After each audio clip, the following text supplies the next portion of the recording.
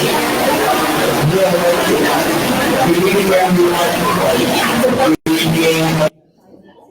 name is David Campos, and I'm proud to be the chair of the San Francisco Democratic County Senate Committee. I'm going to call to order the meeting of Wednesday, July 24th, 2019.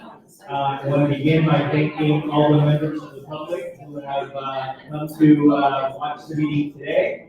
And we are also live streaming the meeting online, so to folks, those loyal San Francisco Democrats that are watching online, thank you for doing that. It is not the Mueller testimony, but still important work about the work of our city and the party. So with that, I'm going to begin with the roll call, and I'm going to turn to member Kelly Brock, who is going to do the roll call today. We have another microphone.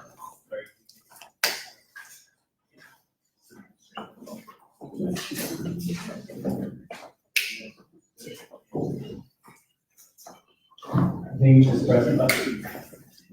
Member Alexander? Present. Member Alioto? Here, my proxy. Member Baraka? Here. Member Bryant? Here. Member Campos? Present. Member Chan? Member Chan? Present, my proxy. Member Jesus? Member Jesus? Member Duffy? Member Duffy? Member Hewitt? Here. Member Malata? Here. Member Rose? Here. Member Gupta? Here. Member Ashe? Excuse me, and late. Member Tomche? Here. Member Jones? Here. Member Kim? Member Kim? Member LaCroix? Member Levitan? Here by proxy. Member Lowe? Member Lowe? Member Mahogany? Here. Member Middleman? Here. Member Maxwell? Here. Member Norton? Member Norton? Member Souza? Here. And, for the, talks, or for the ex officios, member, Feinstein? Here, proxy. Speaker Pelosi? Here by proxy. Jackson Spears? Here. Eleni Kanalakis? Present. Fiona Mall? Here, by proxy. Malia Cohen? Proxy. Senator Weiner? Here. Member Ting? Here. Assembly Member Chair. Here by proxy. Great, thank you very much. We'll now move on to item number 2, which is the approval of the meeting agenda. Colleagues, you have the agenda before you. Are there any changes to the proposed agenda? If not, can we have a motion to approve the agenda? Yes, Member Weiner. I received an email that something was wrong. Which, The matter regarding the mural.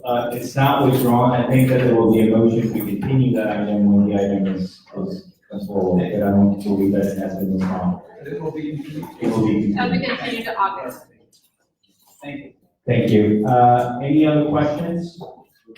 Move to motion to approve, Member Spear, second of Member Souza. Can we take that motion without objection? Without objection, the agenda of the meeting of today is approved. We'll now go on to item number 3, which is the approval of the June meeting minutes. That's from June 26, 2019. Colleagues, you have the minutes before you. Are there any amendments? Yes, Member Baraka. Just a really slight one, but it's in the public comment section, I believe. And actually, no, it's further down in the notes from item 7. And towards the bottom, 1, 2, 3, 4, 5, 6 lines up, it starts with Prop W collected 30 million. I think that's supposed to be 30 million per year. 30 million per year. So we have a motion by Baraka to amend along those lines. Can we get a second? Second by Souza. can we take a motion to amend without objection? Without objection, on the amended minutes of that meeting, we have a motion. Motion by Baraka, second by Sousa. Can we take that without objection? Without objection, the minutes of June 26 are approved. We'll now go on to item number 4, which is public comment. And this is one of the most important parts of the meeting, and just for folks who are not familiar with our process, this is an opportunity to speak as a member of the public on any item that is on the agenda, including items such as the result of a club charter. This is going to be the place where you also get an opportunity to speak. You know, we really want to hear from you about the work of the party. And so this is a very important part of the meeting for us. We have speaker cards. On, if you can raise your hand. So this is our executive director. There are speaker cards that we haven't filled them out. We would ask that you fill them out just for our records. I have a couple of speakers that have already signed up. And once I call your name, if you can please line up in the center aisle, and if you can then come up to the microphone. And under our rules, each speaker has 2 minutes to speak. So I'm going to begin with Roxanne, and then I'm going to go to Ann Merrill. So if you can please come up, and you have the mic right in the center aisle. And if you can please speak into the mic so that we can hear you, and also those that are watching at home can hear you. Please go right ahead. Thank you again for coming. Hi, my name is Ann Merrill. I'm one of the co-leads at Swim Left San Francisco. I'm here tonight, first of all, to say thank you so much to the San Francisco District for your ongoing support of our organization. And I want to give you a really brief report on what we've been up to recently. So July 13th, we held a very successful resistance boot camp. It was a training session for over 50 local super volunteers and activists with the goal of expanding our leadership bandwidth before the 2020 election cycle gets fully underway. This was a collaborative effort amongst 5 different resistance groups. In addition to Swim Left San Francisco, it included Sister District San Francisco, Democracy Action, Stand Up San Francisco, Rise Up to Action, Democracy Action, and the Ladies of the Resistance. We provided training on topics including voter registration and tabling, fundraising, fund banking, text banking, canvassing, and the use of digital tools. In addition to that, we were hosted by We're Up San Francisco, which is an organization that provides career development and job training to youth and underserved communities, and we provided special training for students and moms and dad organizations. We're very happy with the results of that so far. We are looking forward to doing something similar in the future. The week after that, we were in CA10 knocking on doors. We did a thank you canvas for people there to raise voter engagement. We collected information on topics that are of most interest there. We did some voter registration, and we recruited people from the Democratic Party there. Looking forward, we're going to be working on rolling out our participation in Reclaim Our Vote, which is a national organization fighting against voter suppression, by contacting voters who be purged from voter rolls and letting them know that they need to be re-registered before they can vote. Thank you so much. Thank you very much. And one thing that we will know, these folks were instrumental in the work of Red to Blue SF.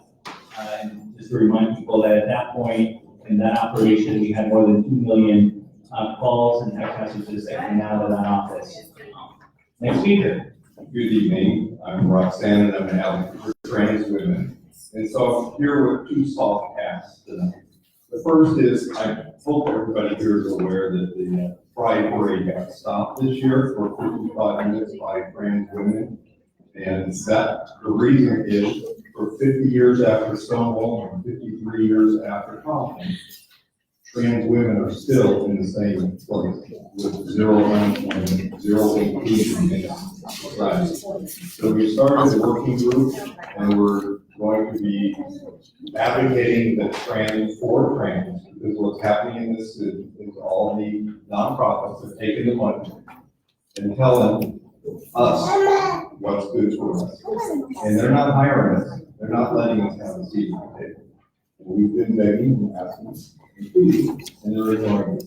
So the only way that we see going forward is to take the money for transit and help transit. So soft ask to you is, I know you all have contacts and support, so if you have grants in any way that you're willing to help us, please reach out to me. And email to Roxanne@gmail.com. The second ask is a long-term ask. I know that all of you are supporters of Pelosi, many of you are. But for my community, she supported Lipinski in Illinois, and I've asked you all to do that. So we don't, it's a safe Democratic district. And I think her endorsement worked with all her endorsement was an anti-trans person in Congress and an anti-women's person in Congress. So I'm asking you to use your powers of persuasion to have a general conversation to get her to change on that. And don't throw the trans women on the bus again. Thank you. We have a few more names. Maxine Dugan, Peter Cohn, Mark Press, Rebecca Rotola Barrows, and I apologize if I mispronounced the name. Please come up.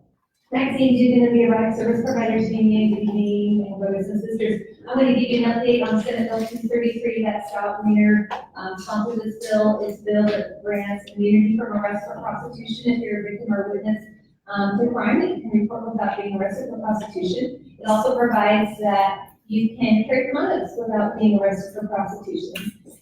So that bill has passed both bodies of California legislators. It's sitting on the governor's desk. So I'm asking everybody within the sound of my voice to please contact the governor and ask him to sign that bill into law. Thank you very much for the governor's Good evening, my name is Peter Cohen, and I'm with the Council of Community Housing Organizations. I'm speaking about item number 6 on your agenda, which is a consideration endorsement of a measure called the Affordable Homes for Educators and Families Now Act. I'm very happy to be here because not too long ago today, there was an agreement reached, and this measure will now go to the ballot with Mayor support. There was a lot of hard work done on the part of the board sponsors, so thanks to Supervisors Fewer, Walton, Haney, and Peskin for really holding strong and building the consensus necessary. This is a very substantive measure. It's the first time really in years that I can remember, I've been in this affordable housing for a long time, we've done a comprehensive rezoning of sites throughout the city, including public lands, specifically for affordable housing, and now educator housing. It was a joy to work with United Educators of San Francisco and also the City College educator community. I think we've got a real winner here. This, coupled with the affordable housing bond for $600 million, is going to give us a lot to work with in at least chipping away, if not really making major bites toward the affordable housing needs. So I encourage you all to endorse it. Thank you. Thank you very much. I'm going to read a couple more names. Zach Barrett and Joshua Ramirez. I apologize if I mispronounced. Good evening, my name is Mark Press. I am the president of the San Francisco Sex Positive Democratic Club. We are here for charter this evening. We will be time for questions later on. I just wanted to say, we are hoping to advocate for the non-monogamous, queer, sex worker, USM communities within the Democratic Party. I believe everyone will raise their hands here to support us. We have a decent contingent here tonight, and I really hope that you through our charter, and I'm going to give the rest of my folks some time to speak about what we're here for. Thank you very much. You're welcome. Hi, I'm Rebecca Rotola Barnes. Sorry, I scribbled my name on that. I am also here to ask you to vote in favor of our becoming charter, the San Francisco Sex Positive Democratic Club. I'm really excited about the things that this organization is committed to doing. I think that it is important for us to expand the ability for people who are in the communities that we're going to represent to be open and to not face discrimination. And so when you vote yes today, you will be making history. Yay! Thanks speaker, thank you. Good evening, everyone. My name is Zach Burnett. I'm the Vice President of Communications for the Sex Positive Democratic Club. Quick plug, we are also supporting SB 233, and those are definitely the sorts of issues that we want to continue to work on and move forward. In addition to some other work around SB 30, which I believe is domestic partnerships, also being spearheaded by Senator Weiner.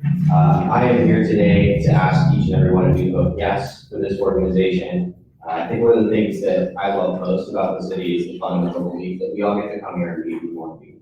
And I think that today is an important first step in creating an organization that's never existed like this before under the umbrella of the Democratic Party, and I am grateful to have this opportunity. Thank you.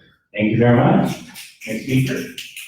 Hello, I don't have a lot to say. I'm just here to speak in support of charting the San Francisco Sex Positive Democratic Club.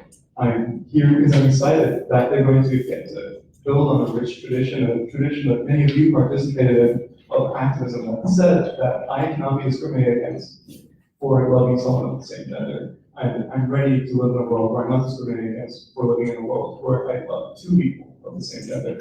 Thank you. Thank you very much. Susan Pfeiffer and Brandon Stewart.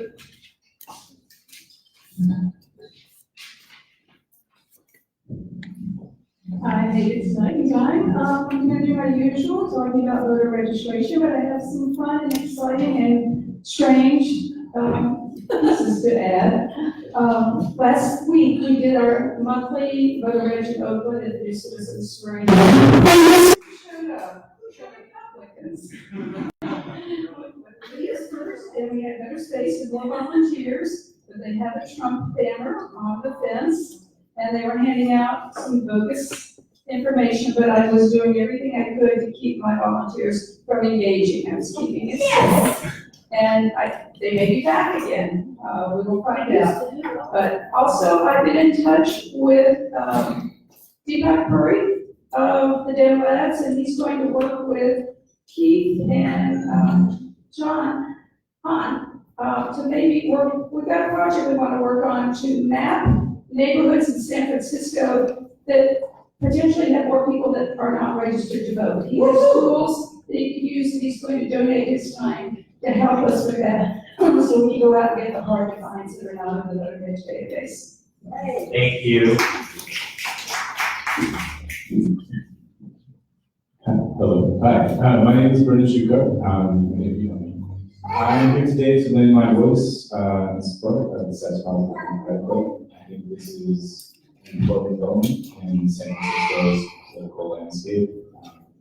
You know, I have friends who are sex workers who face terrible peril every day, just like going about their lives. And we need a voice to advocate for them. We need a voice to advocate for people who are in non-traditional relationships. We need a voice to advocate for sex positive spaces in San Francisco, which are an important part of our tradition. And I hope you will all vote in support of the chartering of the San Francisco Sex Positive Democratic Club. Thank you.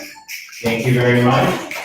Is there any other member of the public who has not spoken who would like to speak? You can please come up. Okay, we have I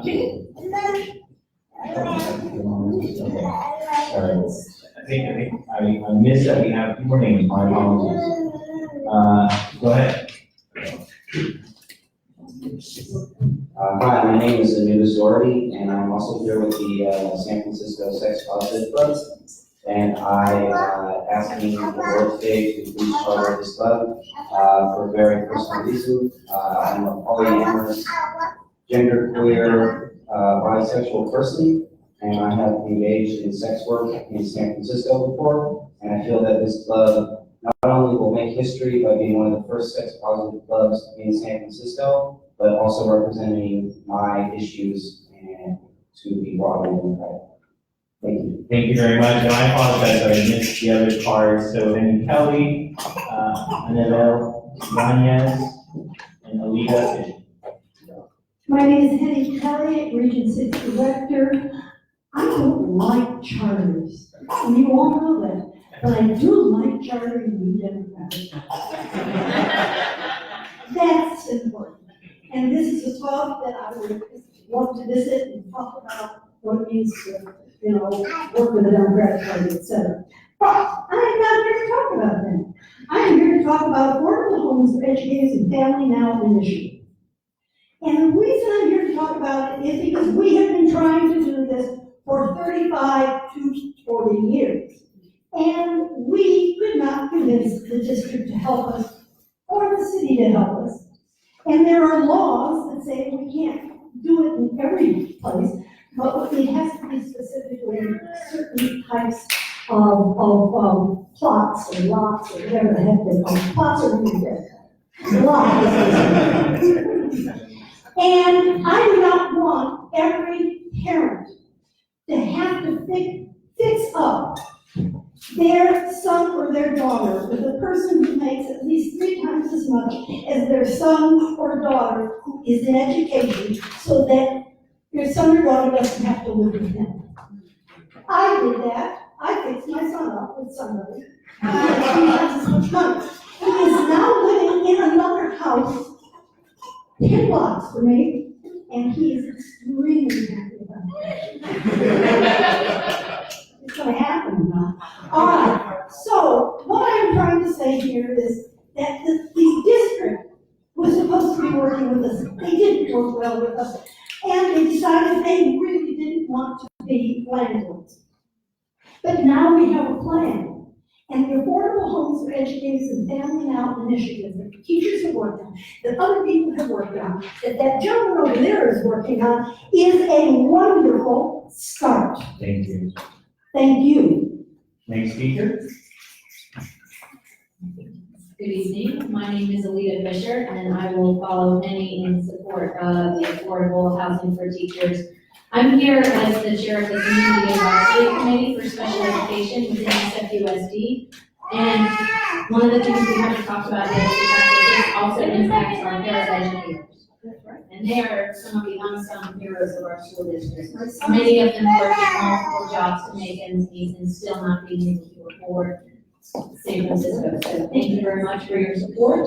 And also I look forward to being back next week or next month to talk about the Washington Murals. And hopefully, and thank you all for your endorsement and support of the Reflection and Action Committee and their recommendations to move them. Thank you very much. Seeing no other speaker cards, so go ahead.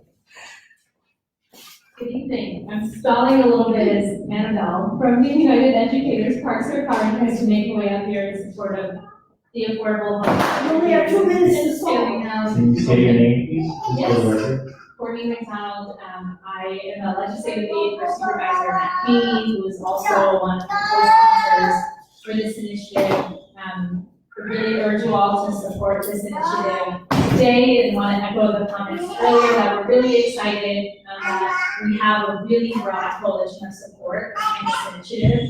Not only will it be one of the most comprehensive rezonings of the city, as far as we know, it will go a really long way to building more affordable housing for people who are making, especially under 120% AMI, which when you look at the numbers is really quite high. These are folks who are not only educators, but folks who are working in our nonprofits, people who are on the ground serving folks experiencing homelessness, working in supportive housing. It's so critical that we provide housing for these communities. So I don't know how much more I can stall, but we really encourage you to support this initiative tonight, and if anyone else would like to join me in stalling so that we we really appreciate doing that, because they really worked hard on this initiative, fought really hard, and really wanted to get a lot of voice. Thank you. Thank you. Oh, there she is. Okay, so we have one more speaker. She's going to make an entrance. Well, Good evening. My name is Annabelle Ibanez. I'm the political director of the United Educators of San Francisco. UESF is committed to students, to educators, and to all families throughout San Francisco. There is no question that San Francisco is facing a housing crisis. And not only it is important to build housing, it is important to determine how, where, and for whom are we building affordable housing. I'm here on behalf of the more than 6,000 teachers and paraeducators who make up United Educators of San Francisco to urge your early endorsement of the Affordable Homes for Educators and Families Now initiative. This initiative is enthusiastically supported by UESF because, one, this initiative clearly defines what educator housing means, what educator housing is, with a definition created by educators for educators. This initiative has an AMI spread from 30% to 140, thereby covering all SFUSC and City College of San Francisco employees. The initiative has built in the flexibility for amendments by the board supervisors in order to meet ongoing and changing educator needs. Also, it protects public land, including SFUSC and City College property for affordable housing, and does not streamline market rate projects on public land.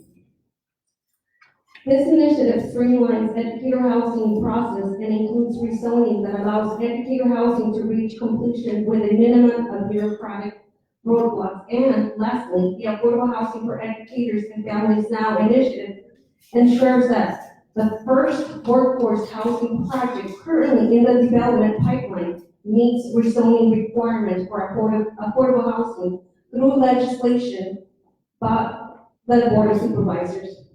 And I just want to say that we are at a very pivotal point in terms of the direction of our city. Educators and families across the city. You can wrap up your last. So yes, thank you so much, and we urge your support. Thank you very much. Thank you. Seeing no other member of the public who would like to speak, we're going to now close public comment. And thank you again, San Francisco Democrats, for coming out to speak to us tonight. The next item on the agenda are the reports from the various officers. And I'm going to begin as chair. And I simply want to note that we have a very important event coming up for the San Francisco Democratic Party, our annual dinner, which will be taking place Wednesday, August 21st. And this is a very important event for us because the focus of that event will be to raise funds to make sure that we can replicate what we did with Red to Blue SF. And to that end, we also will be honoring Speaker Pelosi at this event. But the main thing here, going back to what we did with Speaker Pelosi as a partnership, the local party and Speaker Pelosi, we ran this operation. I see Susan Pfeiffer, I think Adam Mayes, is he still here? When he was our executive director, as well as Kevin Ortiz, Kevin Bard, for a 50-day time period. We ran this operation out of 18th and Castro, and focusing on 19 different congressional districts. And we were able to help flip 15 of those 19, 7 of those here in California. So we actually need to have the resources to put on that kind of operation. So that really is the objective of this event. And we will be honoring our own Representative Nancy Pelosi. And the objective here is to make sure that we have a united front for 2020, especially keeping the House of Representatives is not something that's going to happen automatically. If anything, we're seeing already that the other side is gearing up for a fight, and we have to be ready to win that fight. But it's not just the House, as critical as that is. We have other things that are happening with, of course, the Senate that we want to take back. And the most important thing, of course, the presidential race. And so we as a party need to be as functional, as operational as we can be. And if you look at this table and the people that are members of this body, we have a whole spectrum of what it means to be a Democrat represented from different sides of the political spectrum. And even though we have disagreements, and those are at times very heated and passionate disagreements, we are united against defeating what's coming out of Washington, D.C., and that really is the objective of this center. So for those of you who have not put that on your calendar, if you're not thinking about participating, please make sure you do that. If you care about what's happening in this country and the role that San Francisco can play in turning back, the tide of hatred that's coming out of D.C., this is your opportunity to do something about that. So August 21st, and we will keep you posted. Yes, and we will be holding the event at the Intercontinental Hotel. Great location, and it will begin around 6 p.m. With more information to follow, but please mark your calendars. And with that, I'm going to now turn, actually our finance chair, Petra de Jesus, is not here. But of course, our efforts with respect to the dinner are all geared towards raising the funds needed to do the work of calling these districts and also do voter registration here in San Francisco. So now we'll go to member Eve Baraka, who's going to report on voter registration. First, I'd like to say thank you, of course, to Susan Pfeiffer for all of our work with new citizens, but not only new citizens, but a competition that we had with DPAC, is that how you pronounce it? I had a conversation with him about 6 months ago, and I was talking about that very thing having to do with the mapping system, but as you probably found out from him, it is an expensive endeavor, and I'm really happy to hear that you all were able to work out something that you can help us with that. So that's fantastic.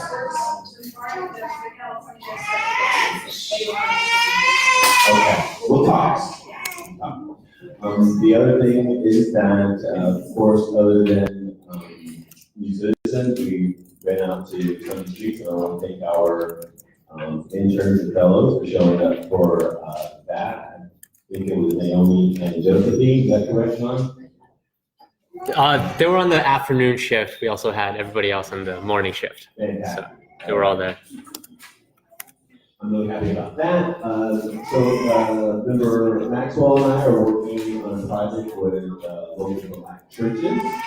So I'm really excited about that as well. She's had the opportunity to speak to Amos Brown. I've had the opportunity to speak with one of our members' dad, Willie Cohen's dad, about doing that at his church as well. So I'm really excited about those efforts. And if any clubs who are here would like to do voter registration drives, please let me know. The best way to get in contact with me is via text. You don't have my information, feel free. I give it out to everybody. Okay? Can I offer something very quickly? So the chair can hear you. Yes, if you can please come up to the mic so that folks can hear you. The Center for Independent Living is working with disability groups, and the next Sunday Streets at the Tenderloin, there's going to be a disability fair. They're going to be doing voter registration. And I have given them the FDR Club will help them with it. What date is that, Susan?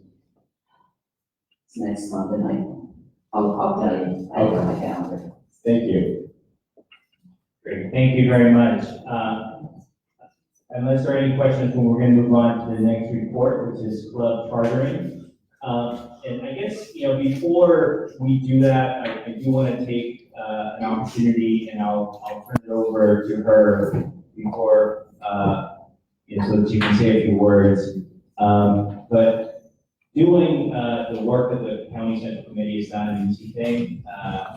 People often don't realize that folks that are here have to run for office, and in many cases raise a lot of money, put themselves on the ballot, so that if they're lucky enough to get elected by the San Francisco electorate, they get to work for free for 4 years.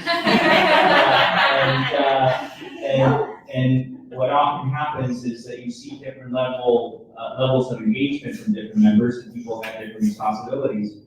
But the person that is going to speak next is someone who, unfortunately for San Francisco, is leaving the city and county of San Francisco and moving to another city in the state. And I just wanted to say, before we actually went into the business of the work that she has been overseeing for the last few years, how grateful I am as chair of this party to have been able to work with her, because this is someone who is truly a workhorse, who has taken it upon herself to really focus on how to make things happen for the party, working on club chartering, which is probably one of the most important functions that you can have as a Democratic Party. How you interact with your clubs is really key to your success or failure. And then working on top of that with our interns, which, as you can see from the caliber of the interns that we have and the competitiveness of the process, because of the level of interest, shepherding that through has been very challenging. So before we talk about the work that needs to be done tonight, I wanted to take this opportunity as chair to say thank you to Pratima Gupta. Dr. Gupta, we're going to miss you. We are grateful for everything that you gave to this great city of ours, to the San Francisco Democratic Party, and we are grateful. And our loss is San Diego's gain. So with that, I'll turn it over to you.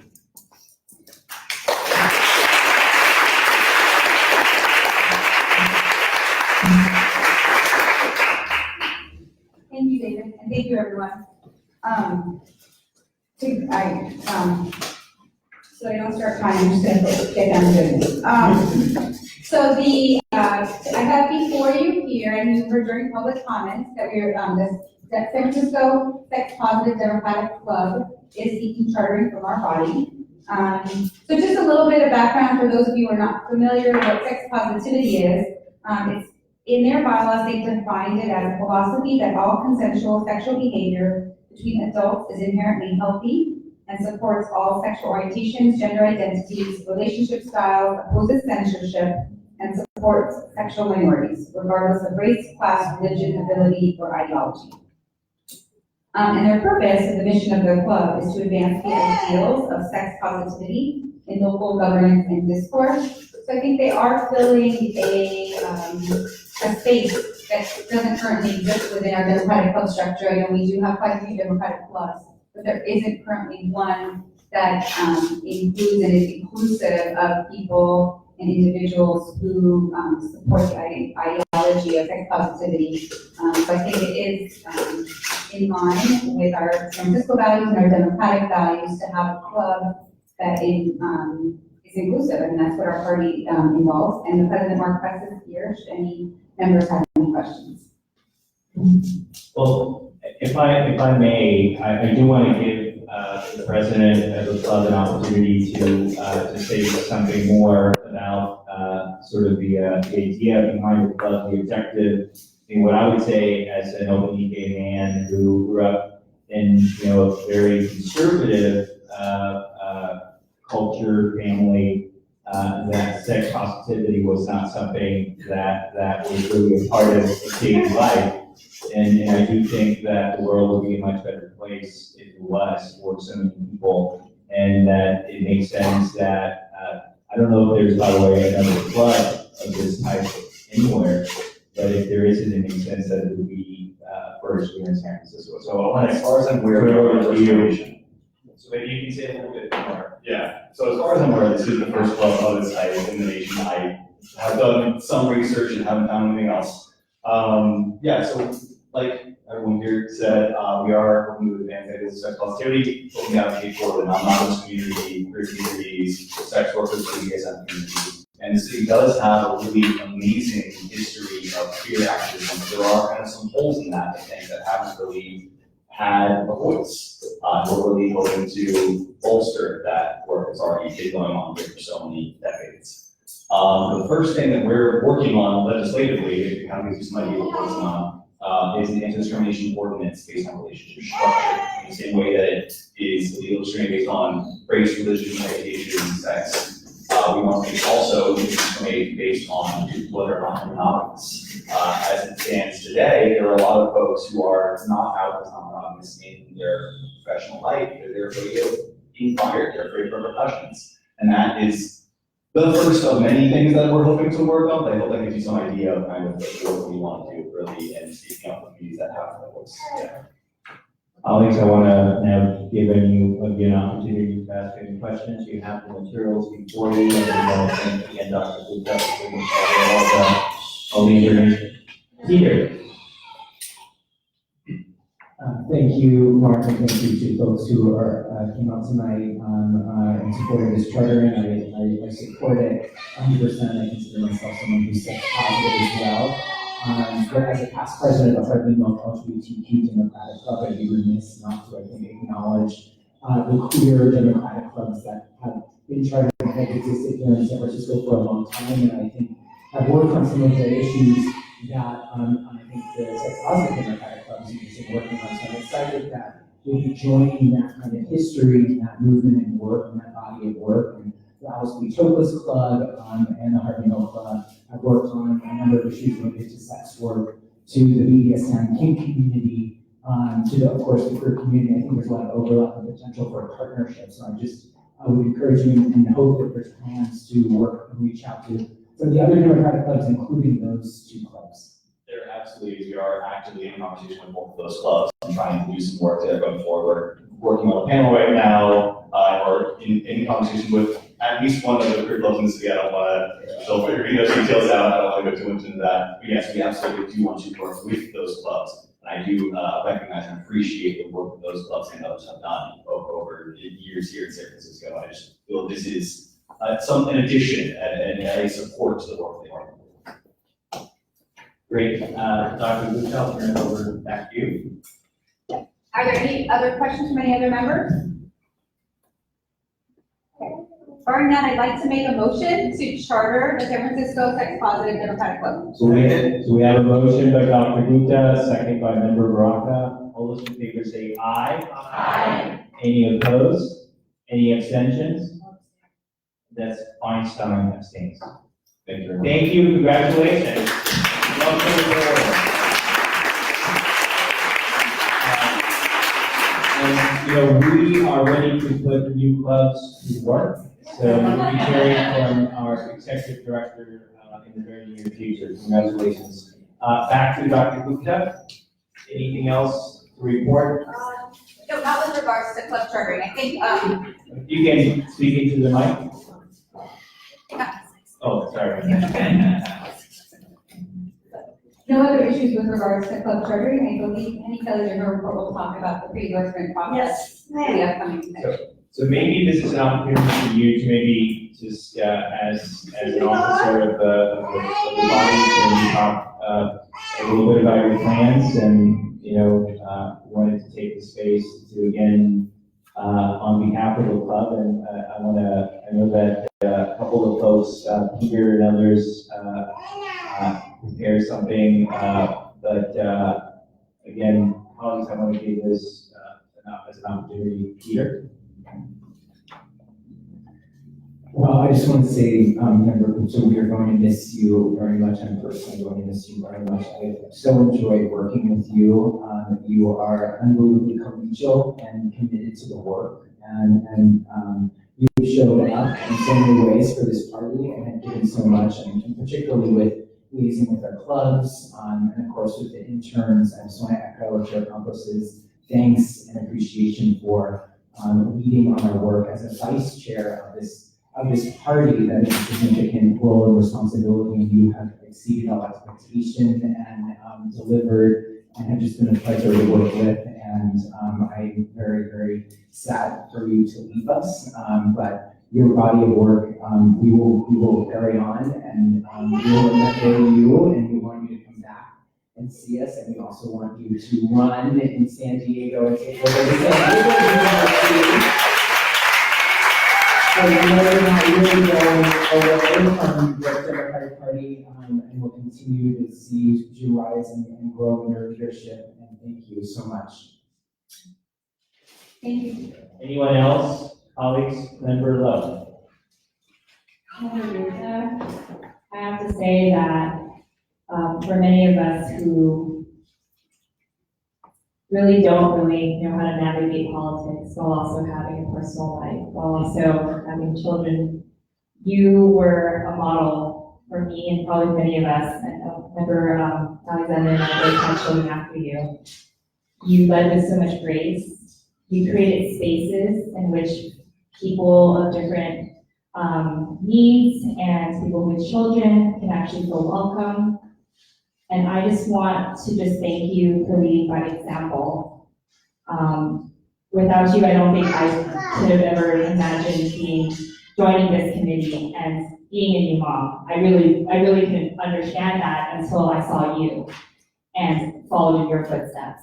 So thank you for opening that space and holding it and being so supportive for all of us, every member here. I just want to just state that, and I'm hoping that we're opening more doors for other people out there, that you don't have to choose, that politics is personal, but all of us are in this together and that we can support each other and uplift each other in these spaces. And I'm really gonna miss you, but I know that wherever you go, you're going to bring that with you. So thank you.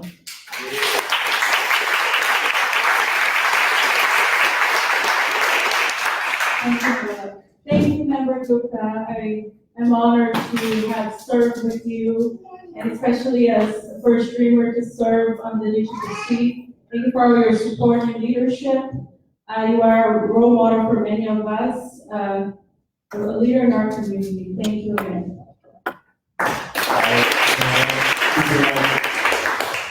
Yeah, I think it was Stephanie Ashley who told me that I needed to meet with this amazing doctor who was thinking that she might be interested in getting involved in the Democratic Party and then running for the DCCC. And I am so glad that you decided to do that. I'm so glad that I've had the opportunity to get to know you and your family. And I'm just incredibly bummed that you're leaving. I do think, I mean, there's so many amazing, strong women on this committee, but I still think this politics is a really challenging space for women, and I think that the more women who step forward and willing to run, the better off we are. And I think you have really carried yourself with strength and just have been awesome here. So I'm going to see. Member Alexander. So I am just so grateful for you bringing your full self always. I remember one of the first times I met you, you were like outwardly identifying as an abortion provider. And I was like, wow, like nobody does that. And at this, especially this age when we're looking at Roe possibly, going away and having to re-fight that fight in a different way, like that just feels so much more important, so much more radical. Even though, and even, a couple years ago, it was felt the same way. And so that, as well as like just, you always had this kind of very down-to-earth model, I guess, that made me feel like, okay, I can bring my kid here and I can be my full self, and it doesn't have to be perfect all the time, and like, he's gonna make noise, and it's how it is. And like, I might give him a prepackaged snack, and it might be okay. And I just want to thank you for creating that space, because there's so many other spaces that are so pressured to be perfect all the time, and those are not welcoming spaces. Those aren't spaces where I feel like I'm myself, and you really did set this tone that I think a lot of us have followed, and I'm just really grateful for it. But as someone who has helped take San Diego blue in a past previous life, they're so lucky to have you, they're so ready for you, but it is definitely our loss in their game. So go create miracles down there, they need you. I'm so sad with you. You really love. I'm still new to the committee and so I haven't had to work with you very long, but I did want to really thank you for all that you've done. And as a single mom of 3, I didn't get to participate in a whole lot of politics until my kids grew up. So I'm really glad for that. We set that example and that inspiration for these young moms who have been my friends before they became mothers. I also have a little personal investment since I lost my daughter to San Diego and have my 3 grandsons being raised there. I'm really glad you're going to be there. Yes, we need to make it blue or turn it back to blue. Is it blue? Keep it blue. So I know I vote for you down there. I will be campaigning for you from long distance. And I was going to say that when my daughter moved down there, she had a bumper sticker on the back of her car that said "No War in Iraq." And somebody cut off the no.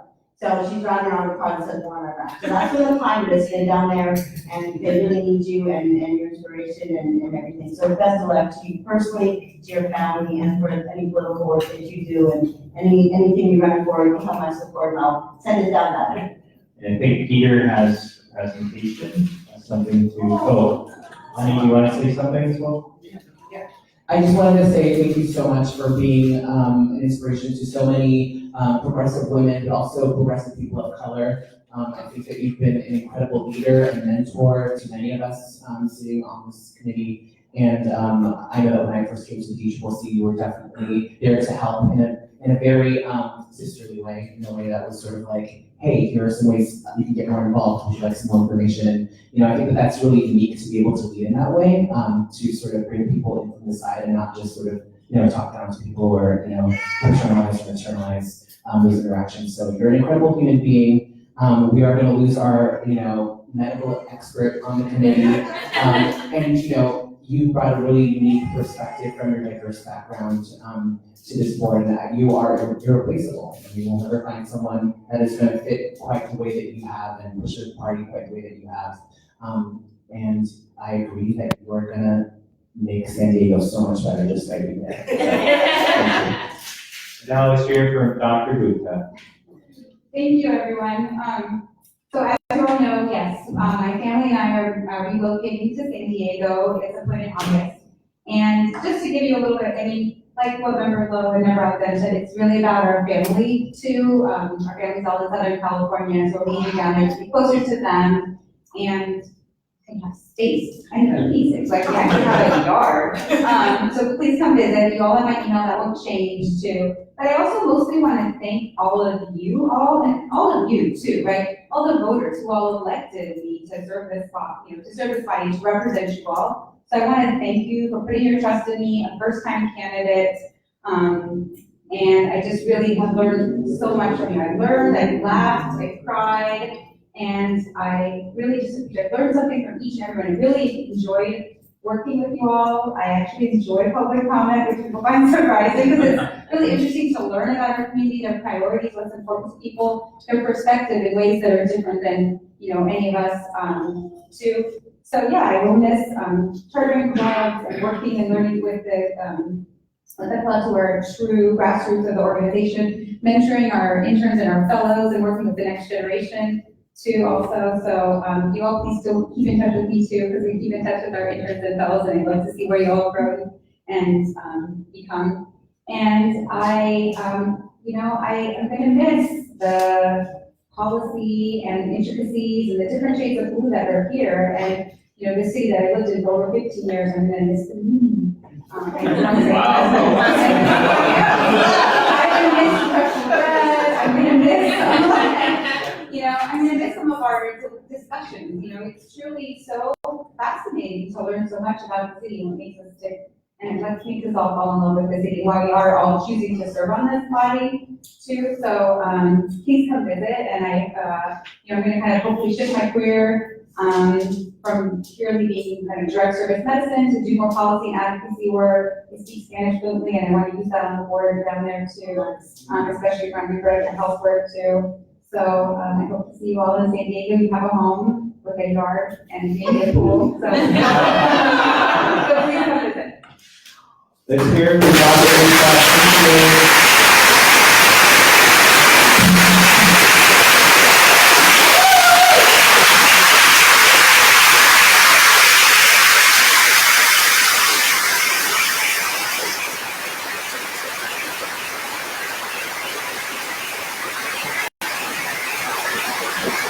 Thank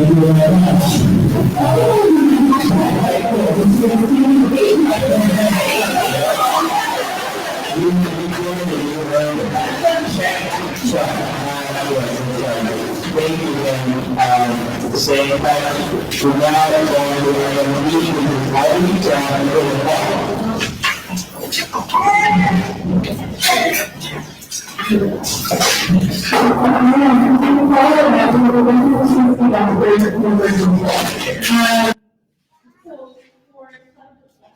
for outreach, I just want to know club and one of our, or two of our Democratic clubs, are coming together to host a presidential debate night to watch gathering. It's going to be July 31st from 5 to 7 p.m. at Jolene's Bar. If you have anything else to do that day, or if you want to watch and see what our presidential candidates are up to and what they're saying on the campaign trail, please join our Democratic Club that evening. Again, it's at Jolene's Bar on July 31st from 5 to 7. I also want to encourage everyone in this room to purchase your tickets for the Pelosi fundraiser dinner. Share with your networks, invite your friends and your colleagues, because as Chair Campos said, this is really about building the work and the groundwork for more voter engagement, more voter outreach for our entire party, and to make sure that the various shades of blue that we have in San Francisco are involved and invested with our party and our outreach. And so helping spread the word and it helps us reach people. So thank you. And we'll go on to our treasurer, member King. Oh, sorry.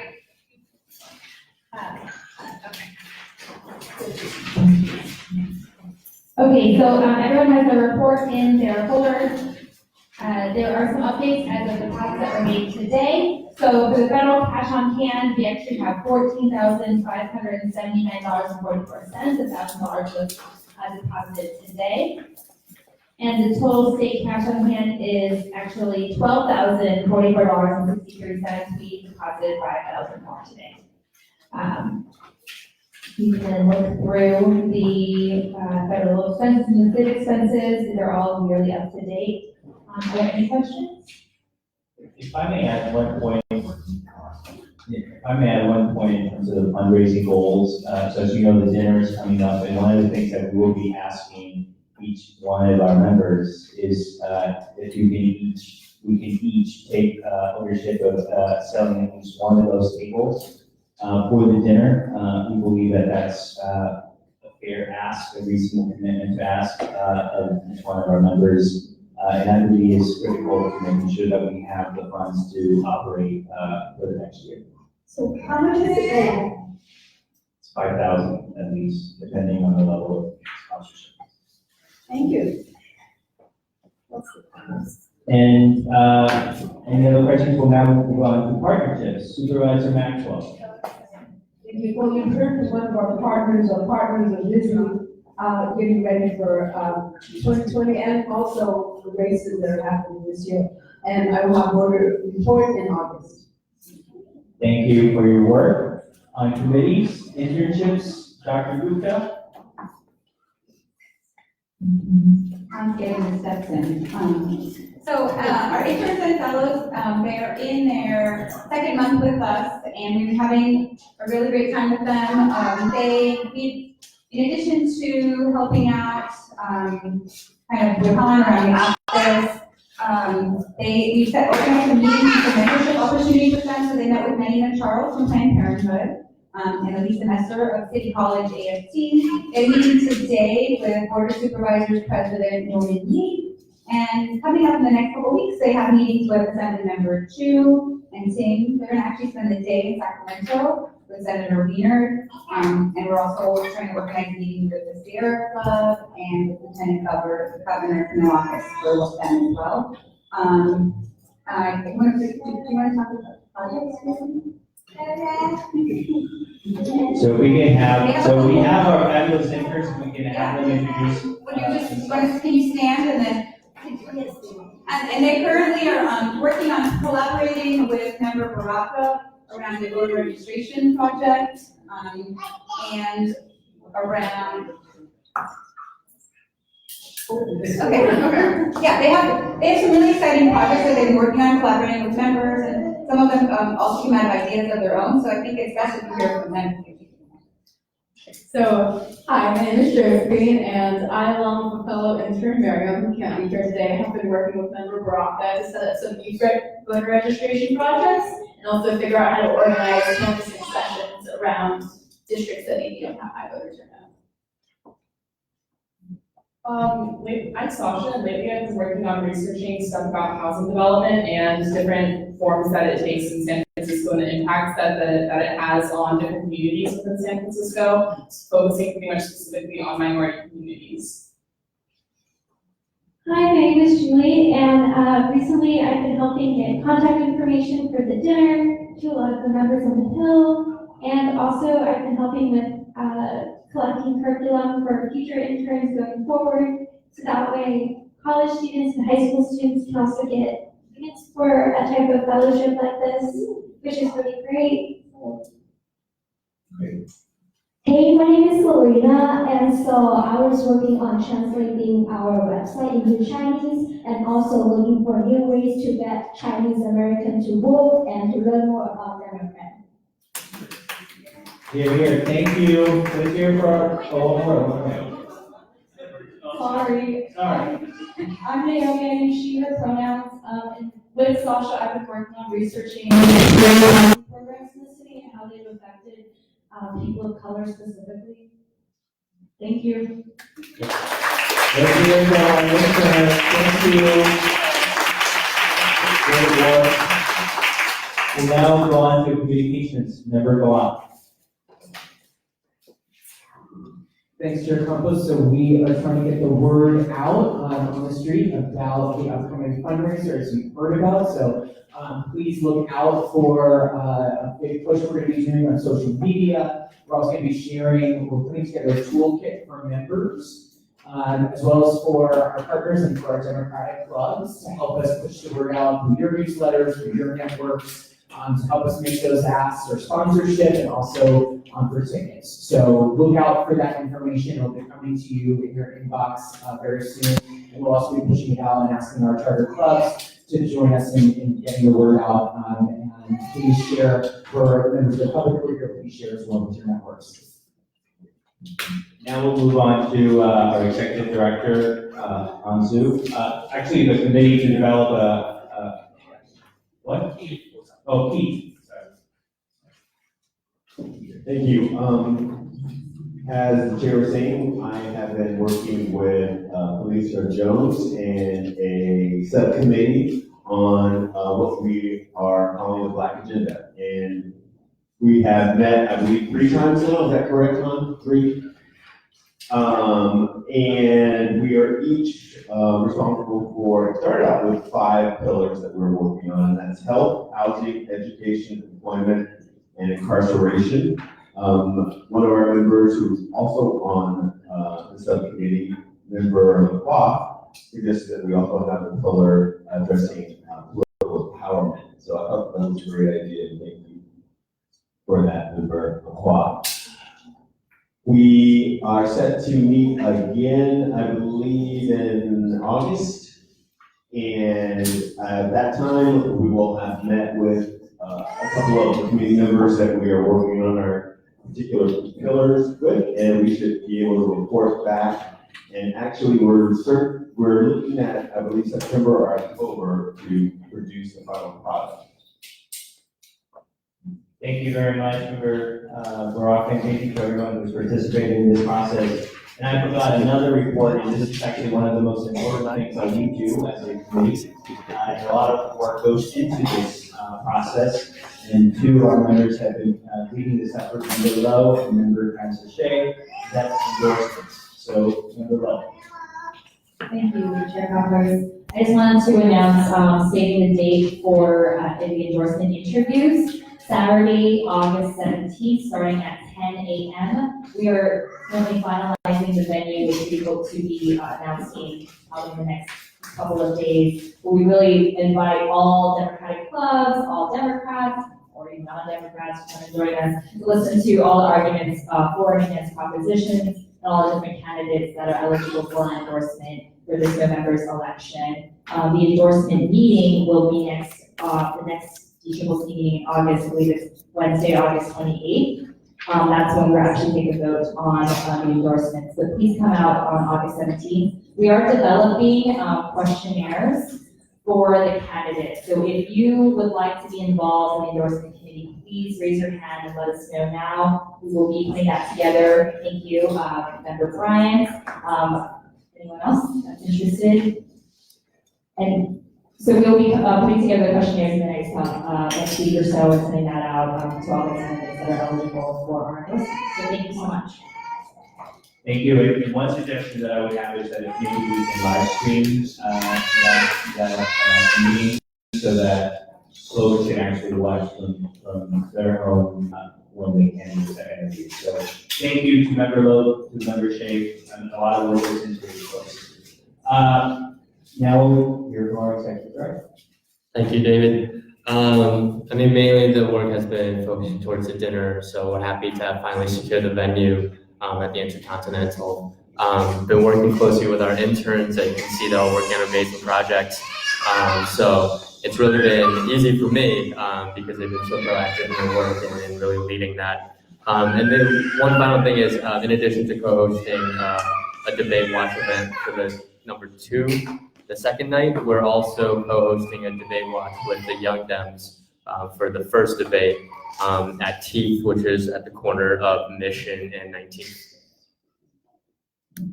Thank you. Any questions for our executive director? And again, thank you for all the great work you've been doing this month. And now we'll hear from our Region 6 director, Henny Kelly. And I don't know if we're going to have another Oh, Lord, auction. it's gonna go on forever. Hold on. Okay, so this last weekend, we had a Region 6 meeting, and I was so excited that some people from San Francisco made it all the way down to San Mateo. We had over 50 people, and we had a guest speaker, and his name was, what was it? Rusty Hicks. Rusty Hicks, and answered questions. That poor man, he had never, and most of the questions I thought were from San Francisco. Not all. But most. Yeah, so I want to thank the 10 San Francisco people who came there. Really, we talked about a lot of things that are important. We're having a convention in November. That's an endorsing convention, but prior to that, and that convention does not endorse the president. What we do is we endorse the state offices. And that means CDs, that means ADs, and that means state senate. It also, it's a really big thing. But prior to that, there will be a pre-endorsement meeting. And I was asked at that meeting why we do the pre-endorsement meetings. And that is to make sure that we allow clubs and grassroots demos to help decide who we're going to endorse. And that's a very important thing. So every single club that is chartered had a chance to turn in their bylaws and their rosters, and then we went over them, and for every 20 members, you get one delegate. Well, we didn't have all the clubs do it, which was a shame, but what we did have was we got 77 delegates. And we had 11 clubs that went through the process. Now, we could easily have 100 to 125 delegates. When that happens, depending on how your club endorses or wants, you can make the difference. You can absolutely make a difference. And so I really am speaking to a new club.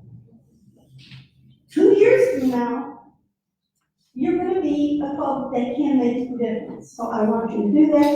And it is a completely different process. At the meeting that we go to, this one, you who votes, and it is every Democratic County convention delegate, the Democratic County Central Committee, if there are any members who are not are not delegates to the convention. And we don't have it that way because we have a lot of delegates. But in some places, they only get 3 delegates, and so everybody else that is on their committee, like the people sitting here, get a vote this time. And the clubs. And you can vote in person or by mail. So you will be, I sent everything in. We were the first region that got all our names in. And they are going over them and making sure that everybody is a Democrat and is a live person. But you can vote in person or vote by mail. You can do it snail mail, which I love. Or you can do it email, which I don't love as much. And that's how you do it. You either have to send it in or come to the meeting and vote. And there's a high threshold, and basically, you will find out that if you don't like what happens, who got the vote, you can get 20% of those voting participants needed 10 days prior to the pre-endorsement conference to object to the automatic endorsement of an incumbent. If you want to say, and I understand this right, was it you have to run here? You have a chance to do that. All right? So basically, you have a lot of checks and balances. And What else we talked about there was what's happening this year. This convention. What kind of a convention is it besides endorsements? One more thing in this convention that is extremely important. Always has the answer. A platform. So in order to run and get the endorsement of the Democrats, say, what do candidates have to do? They have to read their platform. They have to read platform and sign this. I wanted them to have to say, I swear to one of my daughters, whatever, that I will do everything in this platform. But they don't have to. How many in this room have read the entire platform? Recently, or? I love you when you do that. Oh, after the meeting. So what I did is I looked at a lot of different pages and I handed all the people who were in the meeting free. It was seniors and it was women and it was disabilities. What I'd like you guys to do is go on the site, CADEN.org, and look up the platform, because just look at the pages that interest you, because you may want to add something to that platform to make it better, so that's really important.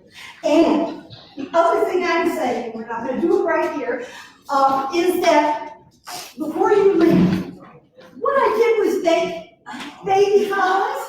Oh, I mean, they are so cute. And I gave them, I will give anybody here a baby collar. If they want to sign up for CADEM 2020 for $10 a month, I'll give it to you. And if you don't want to do that, I'll give you $20 and I'll put that in the pot for the Democratic Party. I am doing this, if you don't know, to make sure that we have people doing this. People raising money, not corporations. Thank you.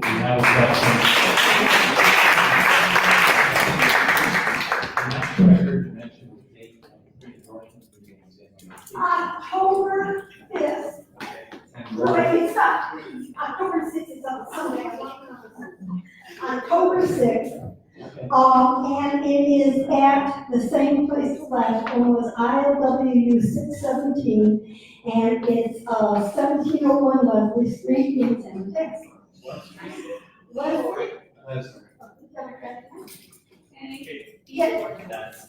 E-board is San Jose. E-board is in San Jose. What are the dates for that? 24th, August 23rd, 24th. And it's Friday to Saturday. And the day before our meeting, there is a meeting here for DNC. And the DNC is meeting at the Hilton in Union Square. And you can look that up and find out if you want to go to any of those meetings. So there's plenty to do with Democrats. Okay, colleagues, thank you, Henny, for your work. We appreciate that. Sorry, Member Alexander.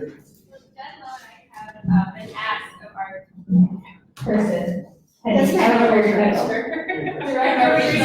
director. Our person, our regional director, thank you. I apologize. All right, so we've actually met with some of the parents who had brought children to the CDC and we called them, and we're had some ideas for how to make it more accessible for families, and specifically for parents who want to bring their children to the convention. So those who can't afford the child care price tag it would be otherwise an entry fee, right?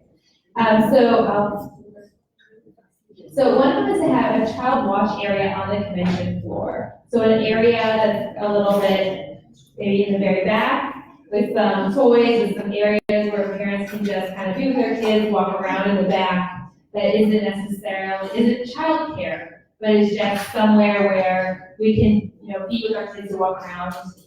Still For example, run around. this little guy, but we can still celebrate space. The other, which you talked about last time, is the idea of having childcare drop-off available at the convention that we would be able to register for on the front end. The lactation room with stalls for pumping for parents who need to pump. that would also have a sink and mirrors available. And then one of the other day that I had to Jen is the idea of a hospitality suite for families. And that where we could see, the convention would be broadcasted into that room. We could have, our kids running around and making lots of noise, but we would be able to be in the room and actually be watching the convention, hearing the speeches, et cetera. So, do you have more? More. Sorry, do you have more? Information available at registration for those that have accommodations for families, especially those with children. And then an idea of the family registration rates so that families that can bring even kids or teenagers or young adults, because it's a family affair. We want to have more people involved and engaged. Maybe we can do a package rate so that we can make it reduced price for some of our middle school teens that might want to attend with their parents. Baby changing stations. We were really thankful that in San Francisco's venue, we actually did have changing rooms, but they were not in every restroom. And we want to make sure they're gender neutral as well. And then stroller parking on the convention floor. Actually, member Alexandra brought her stroller into our region and got booted and had to park in another region because she couldn't bring her stroller.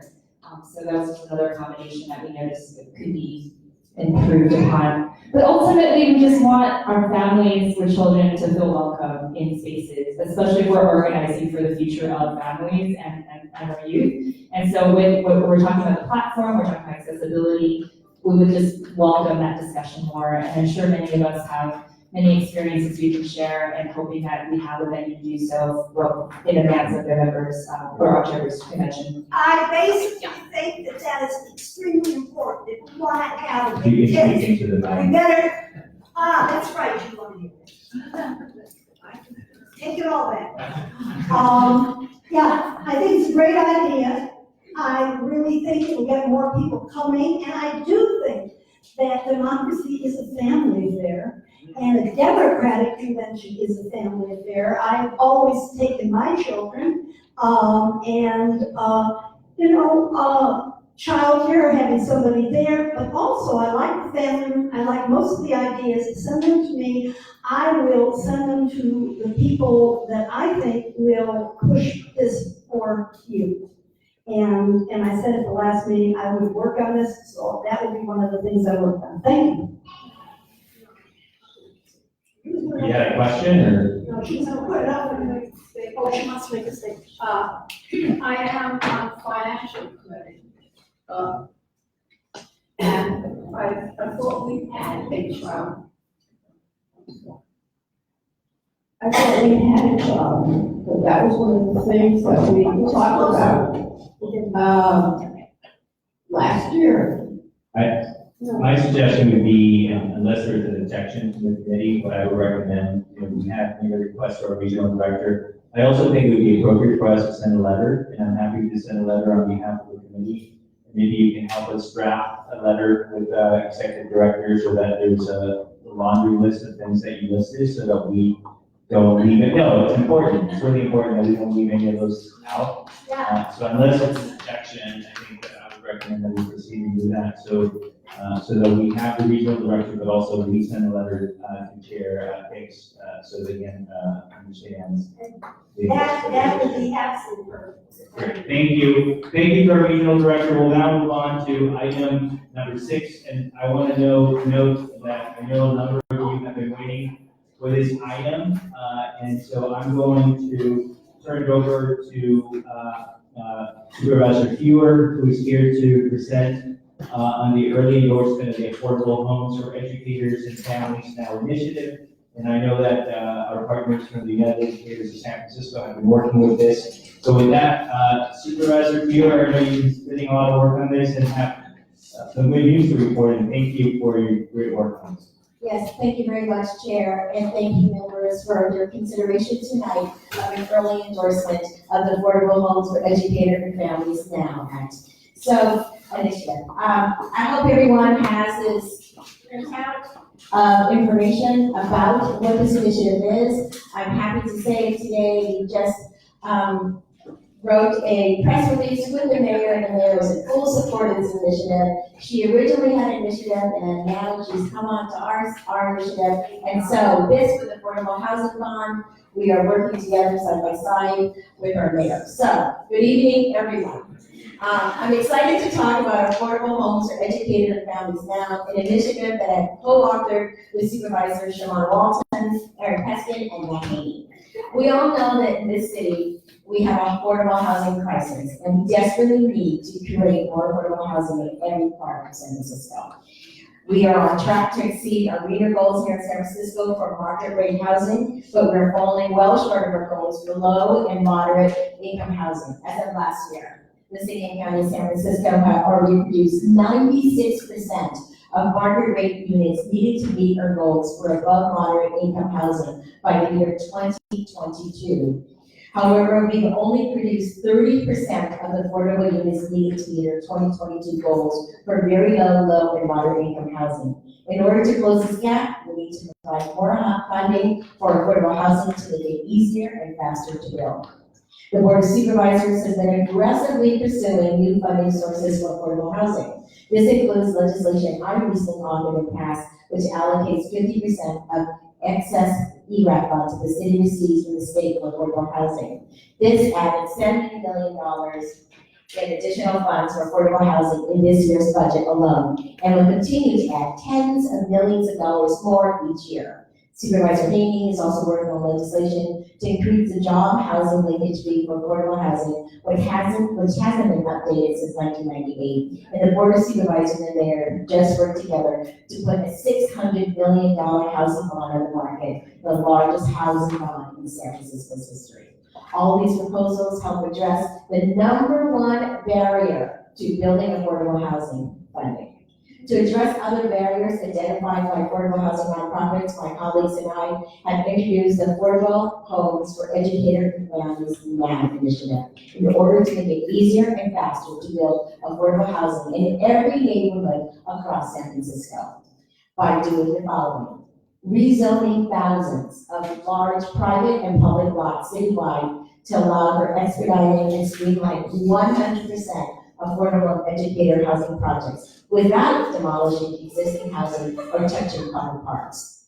Waiving density restrictions and allowing up to 3 stories of extra height through the state and local density bonus programs to make affordable housing development more financially feasible. Create an educator housing pilot program, crafted in partnership with educators and affordable housing developers that allows for continued flexibility to amend as teachers' needs evolve and change. Using the same educator housing project definition that voters will be asked to approve in a November housing bond, ensuring the city puts money where its mouth is to keep educators in the city. Eliminating the conditional use authorization process for 100% affordable housing and educator housing projects, and requiring that projects be approved within 90 days.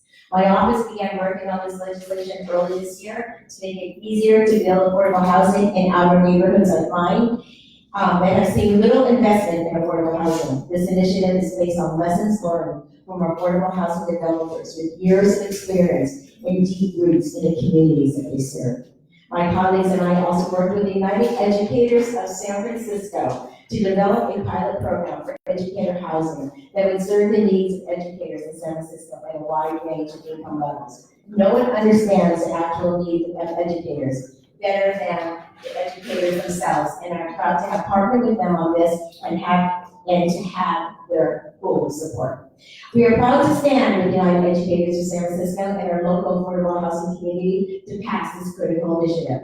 I'm also proud to join forces with our mayor and our local affordable housing community to ensure overwhelming passage of this initiative in November, along with an historic $600 million affordable housing bond. This upcoming election presents an incredible opportunity to tackle the 2 biggest barriers to addressing our affordable housing crisis: access to land and funding. So tonight, I ask for your support for endorsing this initiative and putting the Democratic Party out in front on supporting affordable housing for educators and families across San Francisco. Molly, we have a second by member Alexander. I don't know if there's any more discussion. I think that Supervisor Bueller said it as well as it could be said. Member Bryan? The mic is getting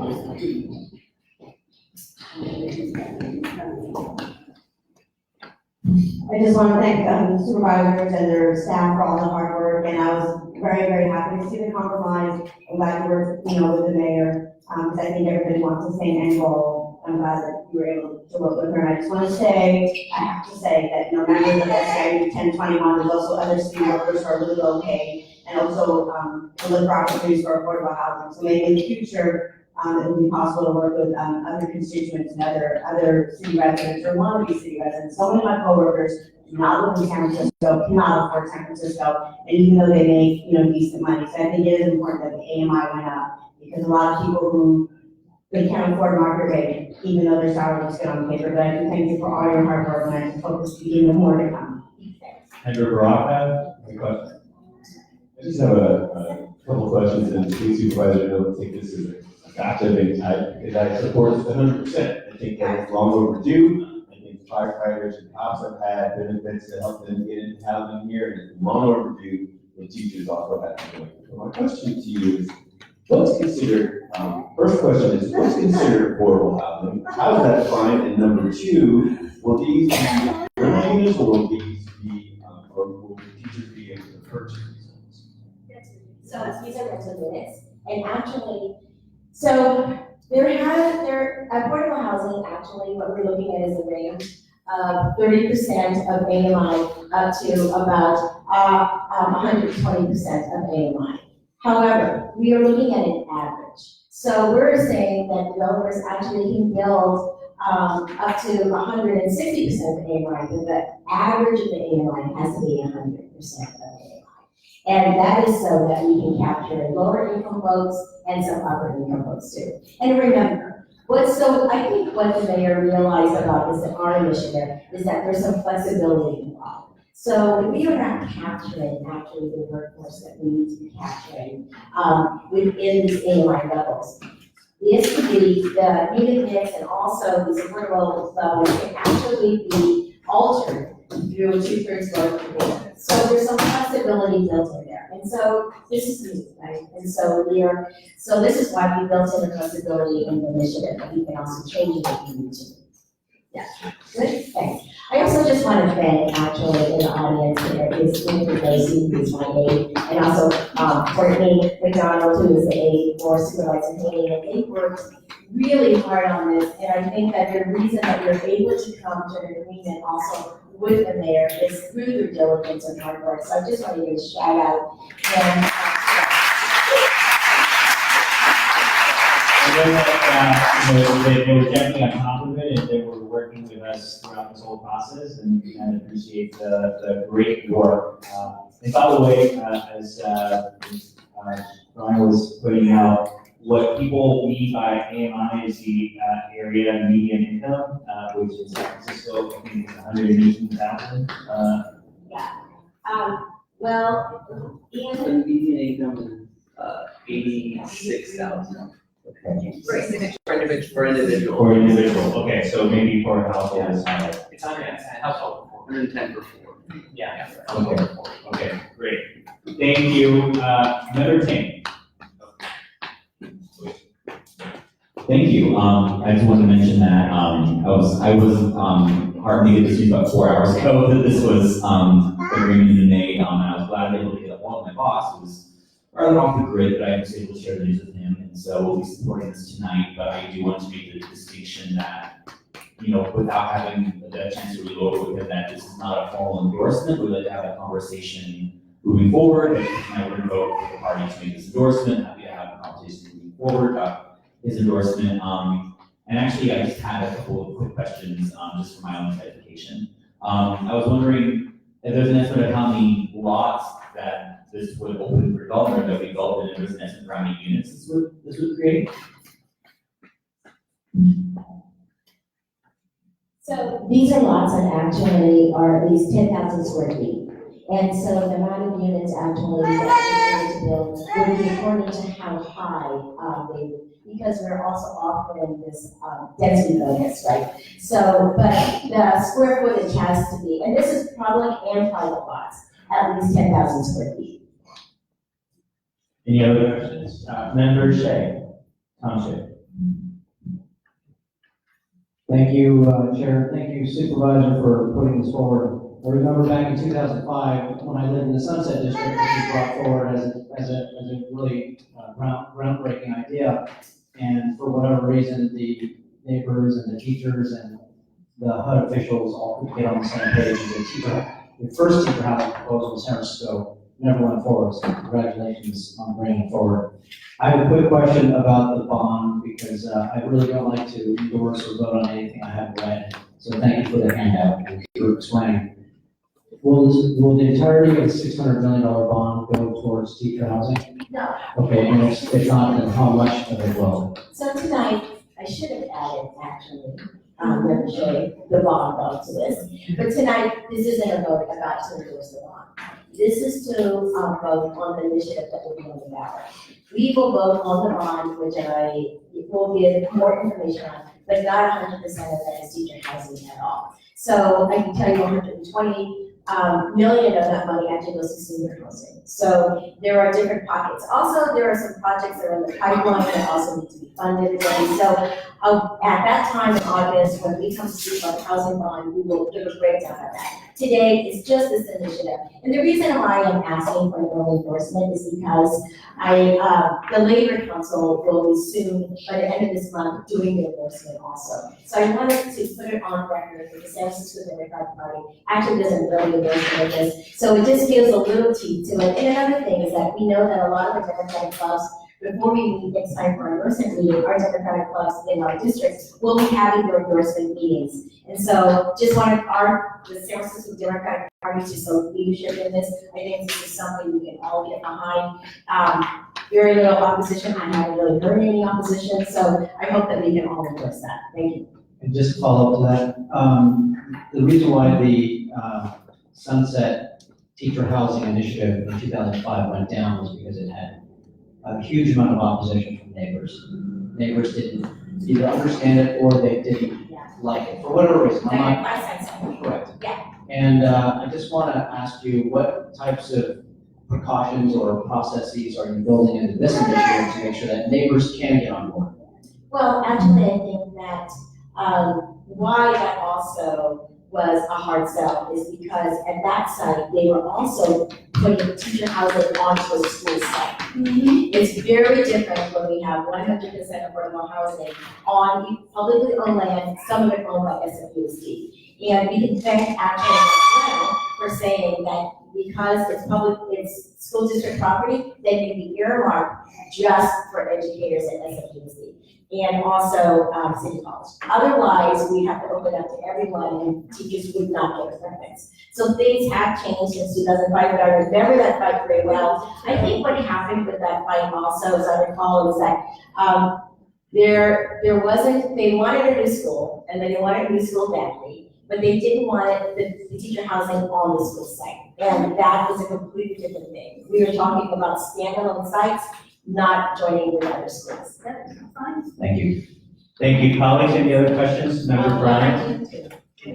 I guess I just want to ask one more question. So because 1021 does represent San Francisco Unified School District employees, are they excluded because they're not UESF members, educators specifically, only for educators and so if they're SFUSD employees, cafeteria workers, whatever, they're still.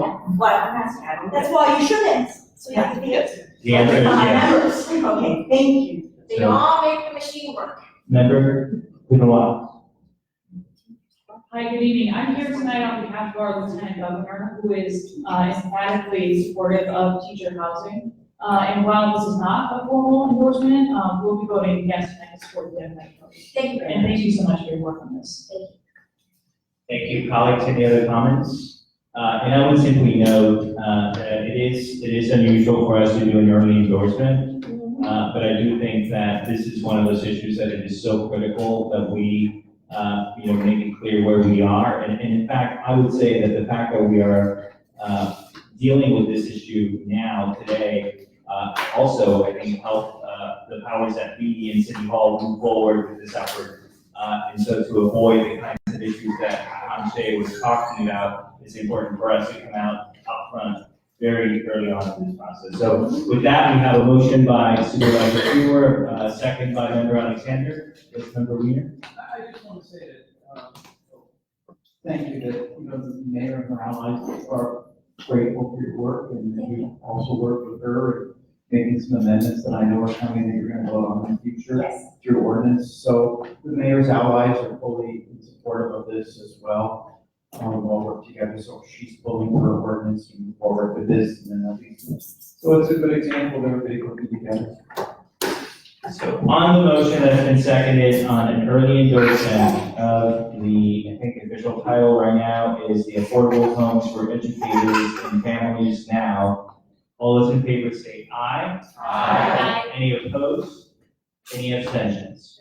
Member Feinstein abstains. Congratulations to the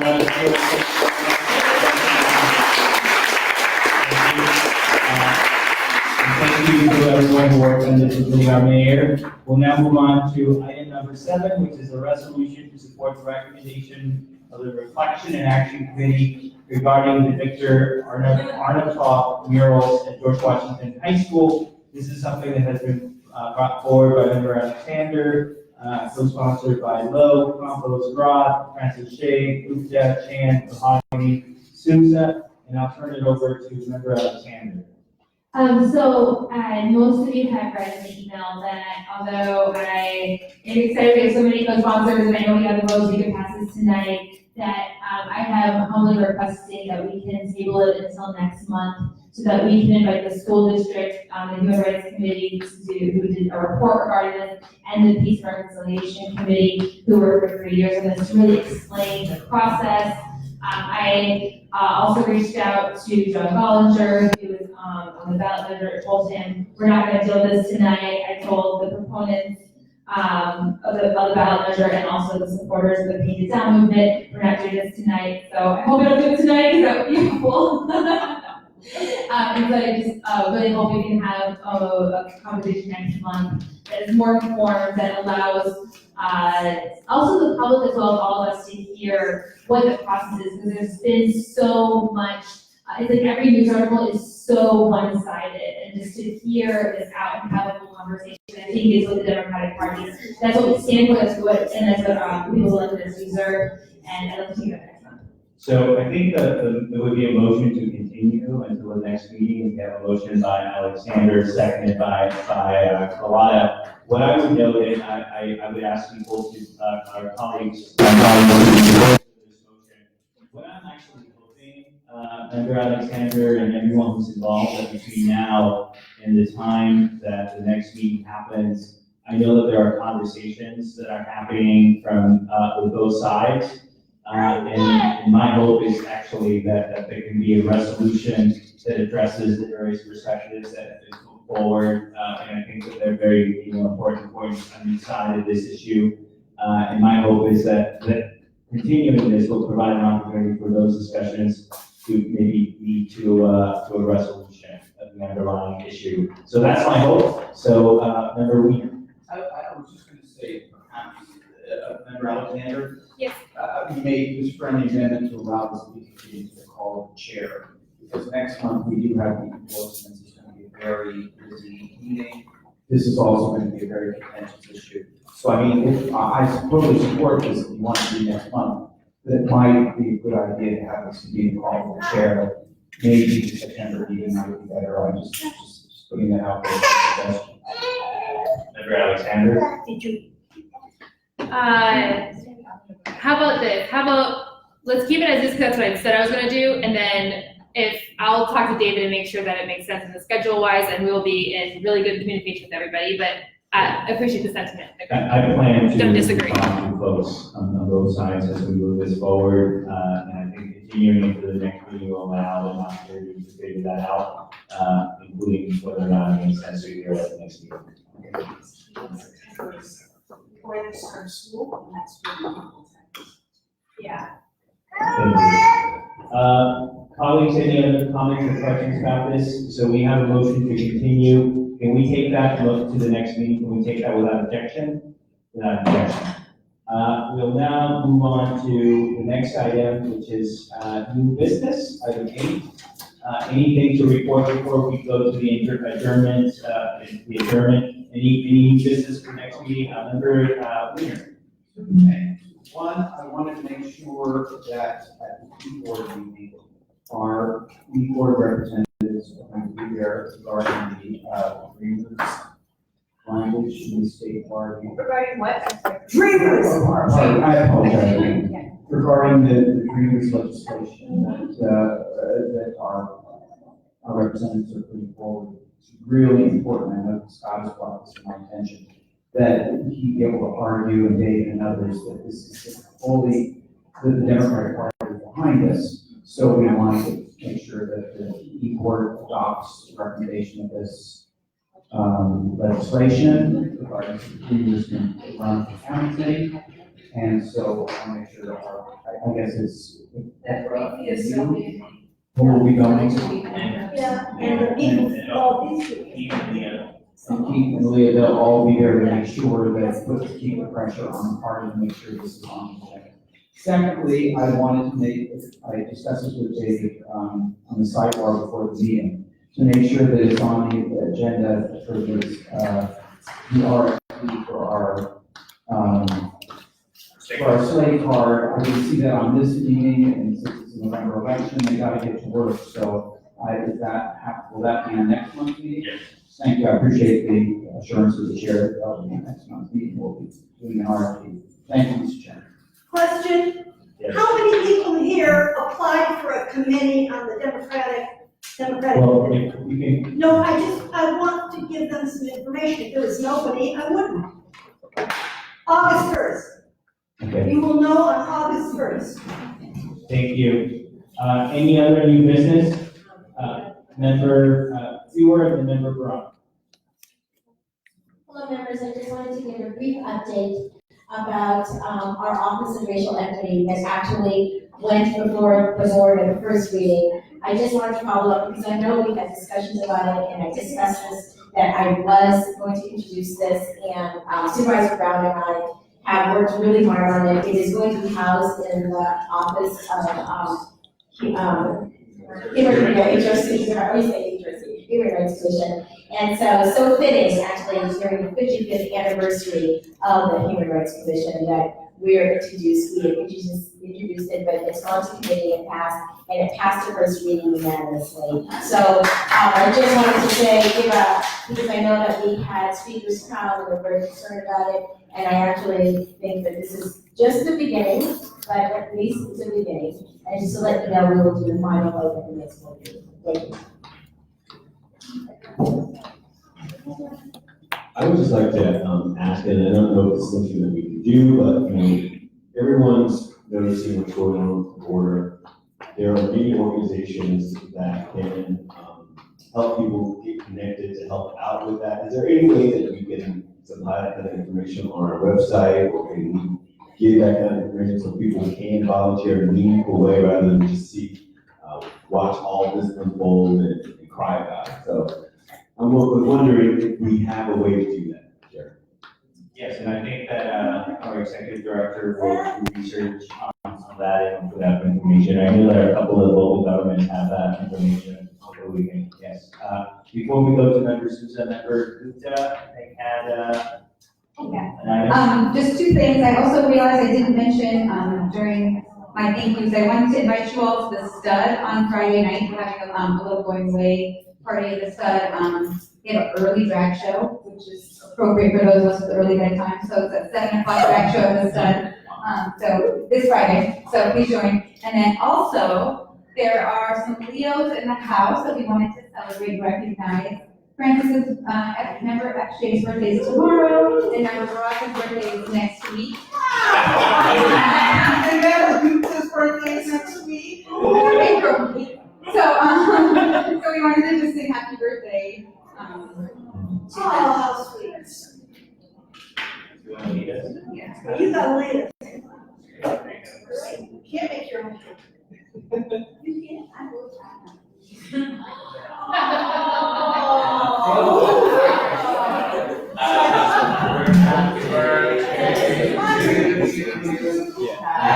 birthday to you.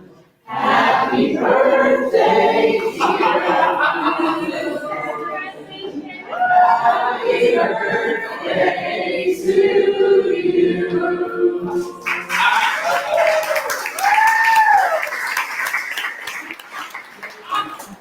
Oh, the fire, right. Yeah.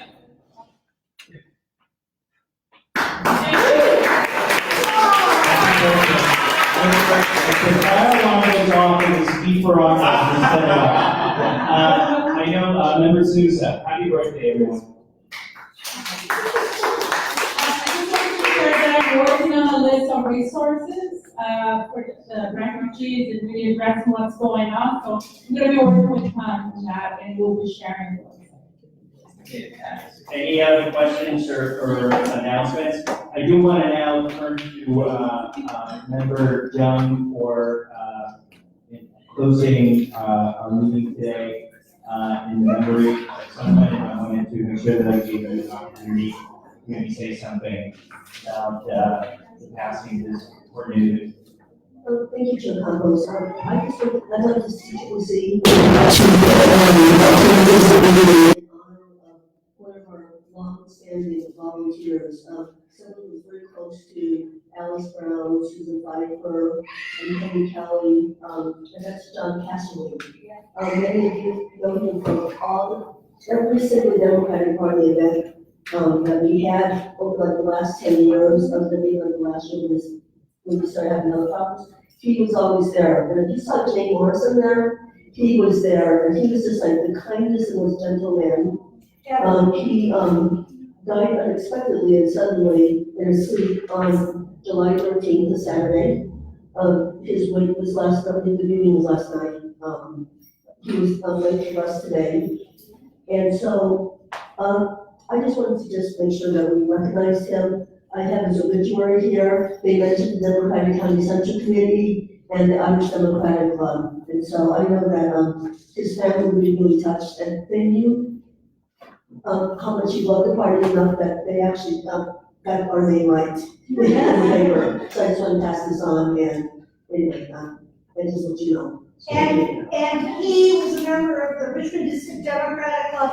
Plus, if you ever got a letter from Jane Morrison inviting you to any fundraiser, he put it in the envelope, folded it, put it in the envelope, closed the envelope, and he always took the things for us to the post office. This man worked very hard. He was a lovely, lovely person. So colleagues, without objection, we will adjourn the meeting today in memory of John Cassidy. Thank you for everything you did for the San Francisco Democratic Party. Our condolences to his family and loved ones. Thank you, rest in peace. Without any other business, the meeting is adjourned. Don't leave if you want to follow. They're very inexpensive tonight. I just want to give you an idea.